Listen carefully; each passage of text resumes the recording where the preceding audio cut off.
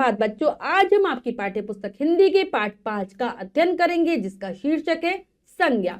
तो चलिए पाठ को पढ़ते हैं और जानते हैं संज्ञा के विषय में। संज्ञा क्या होती है, किस प्रकार से भाषा के अंतर्गत संज्ञा शब्दों का प्रयोग किया जाता है। पाठ को शुरू करते हैं। पाठ 5 संज्ञा। आगरा में स्थित ताजमहल अपनी सुंदरता के लिए विश्व भर में प्रसिद्ध है। ताजमहल का निर्माण शाहजहां ने अपनी बेगम मुमताज की याद में कराया था। यह इमारत सफेद संगमरमर से बनी हुई है। इसकी सुंदरता को देखने के लिए प्रतिवर्ष हजारों से भी ज्यादा पर्यटक यहाँ आते हैं। उपरोक्त अनुच्छेद में शाहजहां, बेगम मुमताज व पर्यटक व्यक्तियों व प्राणियों के नाम, संगमरमर एक वस्तु का नाम, ताजमहल, आगरा व इमारत स्थानों के नाम तथा सुंदरता व याद भावों के नाम है। नामों का बोध कराने वाले ये सभी शब्द संज्ञा है।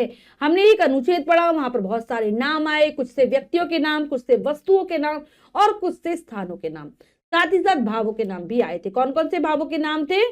हमारे सुंदरता और याद।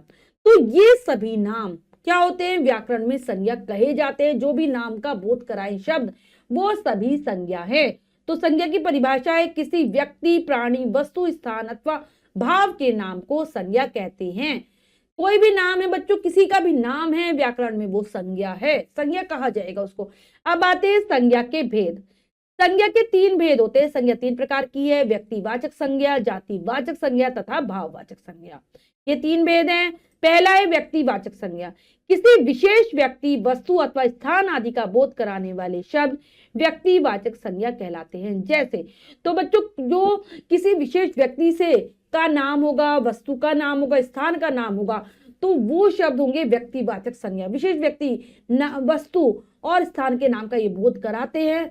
जैसे उदाहरण क्या है? लता मंगेशकर महान गायिका थी। नानी जी प्रतिदिन रामायण पढ़ती है।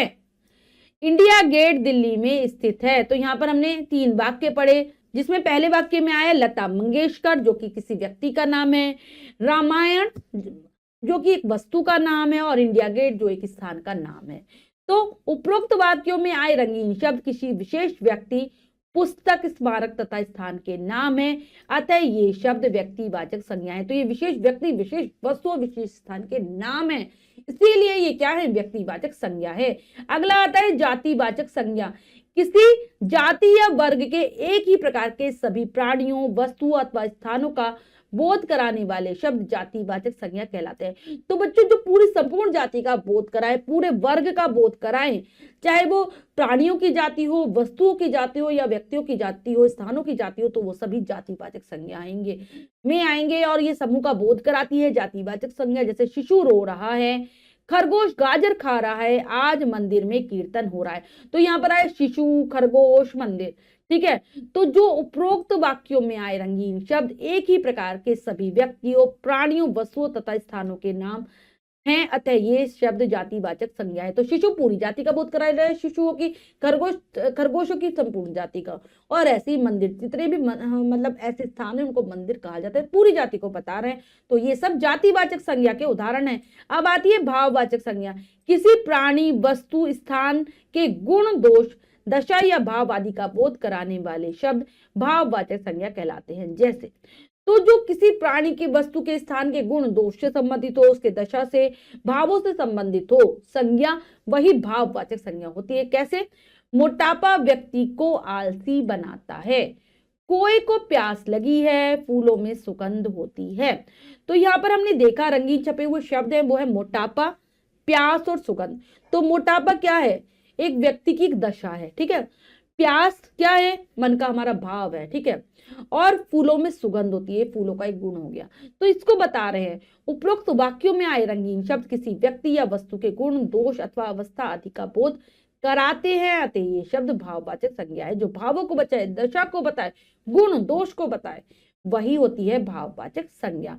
अंग्रेजी व्याकरण के प्रभाव के कारण कुछ विद्वान संज्ञा के 2 भेद और मानते हैं।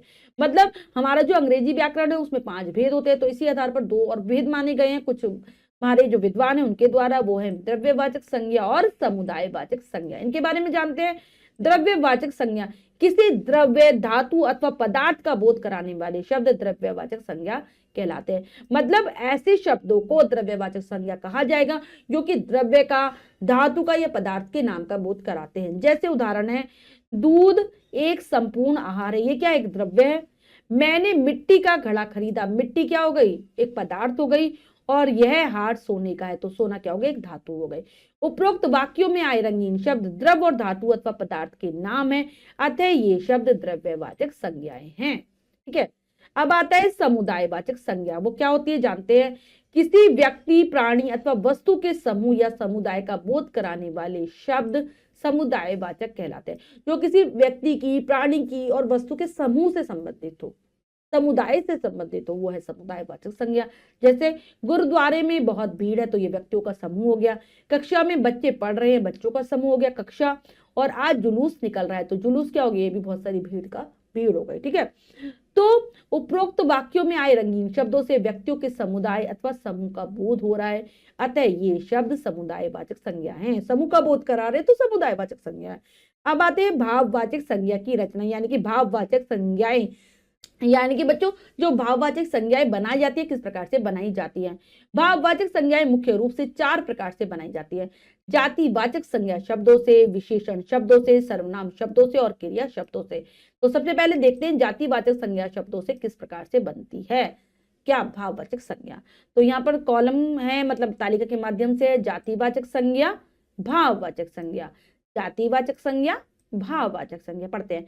मानव, मानवता, इंसान, इंसानियत, बच्चा से बचपन, युवक से यौवन बना, माता से मातृत्व, भक्त से भक्ति बना, मित्र से मित्रता और राष्ट्र से राष्ट्रीयता बना, नारी से नारित्व, चोर से चोरी, व्यक्ति से व्यक्तित्व और लड़का से लड़कपन बना है। ठीक है, अब आते हैं विशेषण शब्दों से कैसे बनाएंगे भाववाचक संज्ञा। विशेषण, भाववाचक संज्ञा, विशेषण और भाववाचक संज्ञा। ठंडा, ठंडक, ऊंचा, ऊंचाई, हरा, हरियाली, भूखा, भूख, अच्छा, अच्छाई और कायर से कायरता। नेक्स्ट है, और भी है विशेषण से भाववाचक संज्ञा, विशेषण से भाववाचक संज्ञा। लंबा, लंबाई, चतुर, चतुराई, बूढ़ा, बुढ़ापा, स्वस्थ, स्वास्थ्य, स्वस्थ से स्वास्थ्य, सुंदर से सुंदरता और विद्वान से विद्वता शब्द बने हैं। अब आते हैं सर्वनाम शब्दों से किस प्रकार से हम बनाते हैं भाववाचक संज्ञा। सर्वनाम, भाववाचक संज्ञा, सर्वनाम, भाववाचक संज्ञा। अपना, अपनापन, आप, आपा, निज, निजत्व, पराया, परायापन, मम, ममत्व, स्व से स्वत्व बनाए। अब आते हैं क्रिया शब्दों से किस प्रकार से भाववाचक संज्ञा की रचना होगी। क्रिया, भाववाचक संज्ञा, क्रिया, भाववाचक संज्ञा। चलना से चाल और खोजना से खोज, चढ़ना से चढ़ाई और जीतना से जीत बना है, लड़ना से लड़ाई और जागना से जागरण, खेलना से खेल और हंसना से हंसी बना है। ऐसे ही हमारा जो बना है थकना से थकावट और मारना से मार, मुस्कुराना से मुस्कुराहट और चमकना से चमक। तो ये देखा हमने कि किस प्रकार से भाववाचक संज्ञाओं की रचना की जाती है, विशेषण के द्वारा, क्रिया के द्वारा, जातिवाचक संज्ञा और सर्वनाम के द्वारा। अब हमने जो भी सीखा है बच्चों उसको एक बार दोहरा लेते हैं। हमने सीखा के अंतर्गत पहला पढ़ते हैं, किसी व्यक्ति, प्राणी, वस्तु अथवा स्थान अथवा भाव के नाम को संज्ञा कहते हैं। ठीक है, अब इस संज्ञा के 3 भेद होते हैं, व्यक्तिवाचक संज्ञा, जातिवाचक संज्ञा और भाववाचक संज्ञा। किसी विशेष व्यक्ति, वस्तु अथवा स्थान आदि का बोध कराने वाले शब्द व्यक्तिवाचक संज्ञा कहलाते हैं। जो किसी व्यक्ति, विशेष व्यक्ति से, विशेष वस्तु से, विशेष स्थान से संबंधित है, वही व्यक्तिवाचक संज्ञा है। किसी जाति या वर्ग के एक ही प्रकार के सभी प्राणियों, वस्तु अथवा स्थानों का बोध कराने वाले शब्द जातिवाचक संज्ञा कहलाते हैं। मतलब जो संपूर्ण जाति का बोध कराए, संपूर्ण वर्ग का बोध कराए, वही जातिवाचक संज्ञा है। अंग्रेजी प्रभाव के कारण कुछ विद्वान संज्ञा के 2 भेद और मानते हैं, वो है समुदायवाचक संज्ञा और दूसरी है द्रव्यवाचक संज्ञा। तो बच्चों हमने पाठ को अच्छे से दोहरा लिया है। अब हम अभ्यास कार्य कर लेते हैं, जो कि आओ अभ्यास करें के अंतर्गत पहला प्रश्न पढ़ते हैं, करने का प्रयास करते हैं। सही विकल्प पर सही का चिन्ह लगाइए। तो प्रश्न में 3 विकल्प हैं, 2 विकल्प गलत है, 1 विकल्प सही है। सही विकल्प को चुनेंगे, सही का निशान लगा देंगे। करते हैं। संज्ञा के कुल कितने भेद होते हैं? 3, 4, 5। तो कुल कितने भेद हैं? 3। लेकिन अंग्रेजी विद्वान इसके 2 और भेद मानते हैं। किसी व्यक्ति अथवा वस्तु की संपूर्ण जाति का बोध होता है व्यक्तिवाचक संज्ञा द्वारा, जातिवाचक संज्ञा द्वारा, भाववाचक संज्ञा द्वारा। तो पूरी जाति का बोध कराती है जातिवाचक संज्ञा। किसी द्रव्य, धातु अथवा पदार्थ का बोध कराने वाले शब्द क्या कहलाते हैं? जातिवाचक संज्ञा, भाववाचक संज्ञा, द्रव्यवाचक संज्ञा। तो पदार्थ का बोध कराती है द्रव्यवाचक संज्ञा। भाववाचक संज्ञा शब्द है क्रोध, नारी, सोना। तो भाववाचक संज्ञा शब्द यहाँ पर होगा क्रोध। अब है अगला हमारा प्रश्न, उचित संज्ञा शब्दों द्वारा रिक्त स्थानों की पूर्ति कीजिए। तो हमें रिक्त स्थानों को भरना है उचित संज्ञा शब्दों से, करते हैं। रीना को भीड़ में क्या आ जाएगा? घबराहट, घबराहट होने लगती है। करेंगे, मंदिर के चारों ओर क्या फैली है? हरियाली। मोहन के पेट में क्या हो रहा है? दर्द हो रहा है। अब क्या आ जाएगा? क्रोध। यहां पर क्या आ जाएगा? क्रोध मनुष्य का सबसे बड़ा शत्रु है। गन्ने में क्या होती है? गन्ने में होती है मिठास, गन्ने में मिठास होती है।